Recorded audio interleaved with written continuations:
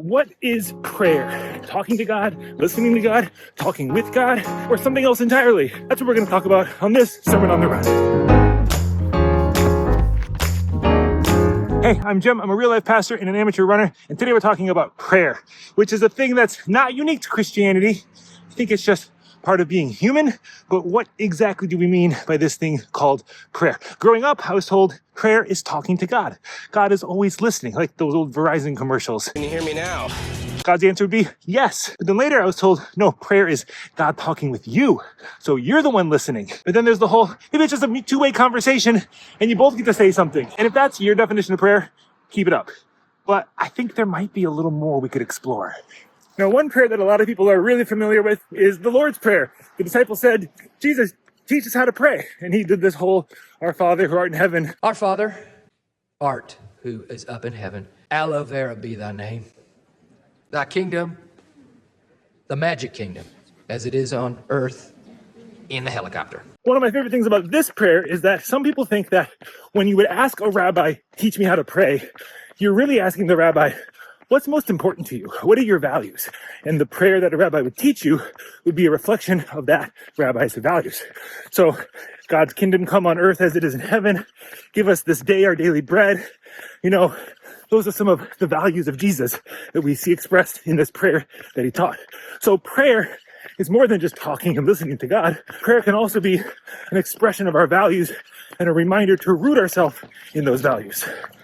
The other thing that's begun shifting for me is what if prayer isn't talking to or with or listening to God, but it's just being present? Growing up, prayer was often this thing you do before bed and before meals.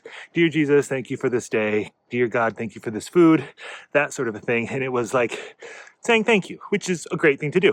And now I don't so much see God as a being as much as I see God as the ground of being. God is not some entity way out there taking my phone call, but God is just the invisible lines of connection that give me and everything life. In God we live and move and have our being. That's the Apostle Paul quoting a Greek Stoic philosopher, this guy. So what if rather than prayer being talking to God or talking with God, it's just being present with God, being present with self, being present with all that exists.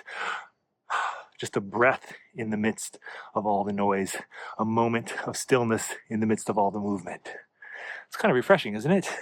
If you ask me how I pray, I will likely tell you I breathe and I run.